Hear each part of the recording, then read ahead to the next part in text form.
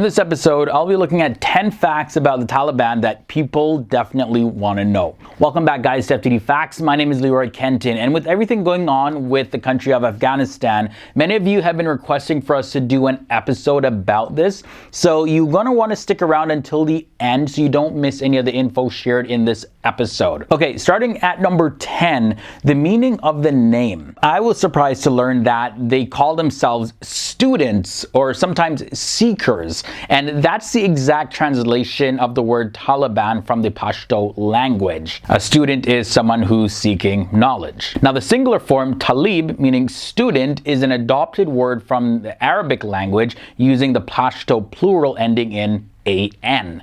The group took its name from its membership, which consists largely of students trained in madrasas, which are Islamic religious schools that have been established for Afghan refugees in the 1980s in northern Pakistan. Now, for number 9, let's look at the formation of the group. This political and religious faction emerged in Afghanistan in the mid-1990s. To be more specific, in 1994, a man by the name of Mullah Muhammad Omar, a member of the Pashtun tribe, formed a group of nearly 50 followers. Mullah Omar himself became a Mujahideen commander. The term Mujahideen or Mujahid in a broad sense means Muslims who fight on behalf of the faith or the Muslim community. Now, Mullah Omar aimed to wage a war against the Soviets who were forced out of Afghanistan in the year 1989. Following the withdrawal of the Soviet troops, the collapse of Afghanistan's communist regime, and the subsequent breakdown in civil order,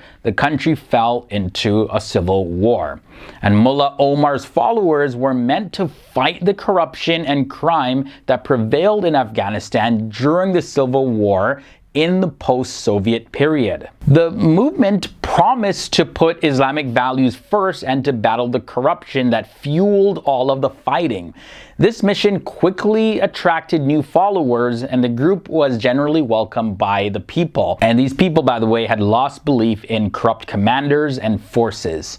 Now, the group in 1996 established the Islamic Emirate of Afghanistan, making and enforcing laws based on their interpretation of the Quran. For fact number 7, let's look at their control of Afghanistan. So by late 1996, the movement had made progress in controlling a large part of the country.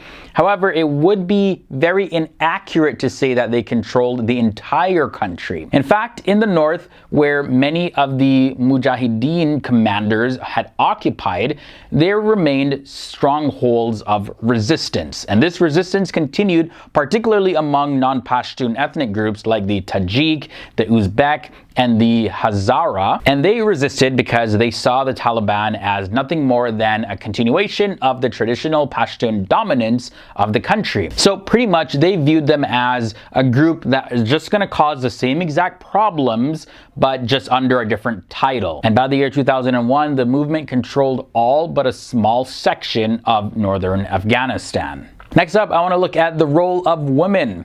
The Taliban was founded on the ideology stating that women should play only the most limited roles in society, and the last time they had ruled, they barred women and girls from most jobs and going to school. From the year 1996 to 2001, girls above the age of 8 were banned from receiving an education. It has also been said that women will be allowed to work within the framework of Islam under the most recent regime, though. Under the first regime, however, women had to wear a burqa. They were also to be accompanied by male relatives outside of their homes. Now, in the most recent regime, it is said that women will be able to wear the hijab for safety and security in public. So there's some modifications happening there in what the Taliban is saying that women are going to experience, as well as society on a whole. But before we continue in the facts, just want to take this time to mention our members who help support us every single month with their financial contributions. Thank you guys so much. You allow us to continue to make videos like this. And for those of you who are not members that want to find out how you can become a member and support support us in producing these types of content, especially on topics like this that may get flagged on YouTube. The link to that is below in the video description section. With the rise in censorship, it is becoming a lot more difficult to bring you guys videos like this. So as always, your support really matters. So moving on to number 5. End of the first regime. We all know that there's huge controversy surrounding this, but it needs to be discussed. We will address this issue very tastefully in presenting the facts, free from personal opinion. After the attacks in September of 2001, United States President at the time, George W. Bush, vowed to win the war against terrorism. From there, President George W. Bush signed into law a joint resolution, and this authorized the use of force against anyone responsible for attacking the United States on September 11, 2001. This joint resolution was later cited by the Bush administration as a legal rationale for its decision to invade Afghanistan. The end of the first Taliban regime in early December 2001 is generally tied to when it is said that the Taliban surrendered Kandahar and Mullah Omar fled the city. Number 4, let's talk a little bit more about this new regime. We touched on them a little bit, but there's some new information. So on April 14th, 2021, the current US President Joe Biden announced that it's time to end America's longest war and that all remaining troops in Afghanistan would be withdrawn. From there, the Afghan government collapsed as the new regime took back Kabul, which is the capital of Afghanistan. And the leaders of the new regime said that they would hold talks with Afghan officials to form an open, inclusive Islamic government. See, like I mentioned, they want to implement certain changes in how they govern things. From there, let's look at the fate of Mullah Omar. The head of the first regime, Mullah Omar, fled and went into hiding as there was a $10 million bounty that was being offered for his capture.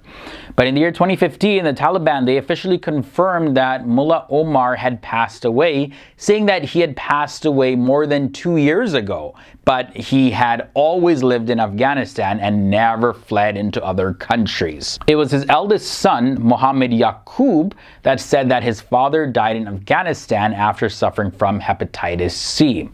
And the new regime, they had released a photo of the house in Afghanistan where they say that Mohammed Omar lived for years before his passing. Now, when it comes to the head of the new regime, Hibatullah Akhundzada, who's known as the leader of the faithful, this Islamic legal scholar is the Taliban's supreme leader. Akhundzada, he took over when his predecessor, Akhtar Mansour's life was ended in a US drone strike near the Afghan-Pakistan border back in the year 2016.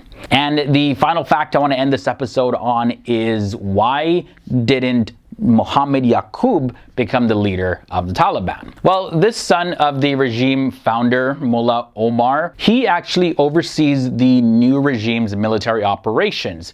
But as the son, it makes sense to question, why didn't he take on the leadership role back in 2016 when the new successor was being chosen? Well, he was proposed to be the overall leader of the movement, but he personally recommended Hibatullah Akhundzada in 2016 because he himself felt that he lacked the experience and that he was too young for the responsibility. And that concludes this episode on 10 surprising and interesting facts about the Taliban. Hopefully you guys found this video informative and educational and useful. Definitely want to know your thoughts and comments down below. And if you haven't done so already, go ahead and subscribe and ring the bell to be notified when new videos are posted. All right, guys, it was awesome hanging out with you in this episode. Until next time, stay awesome, stay educated. See you soon.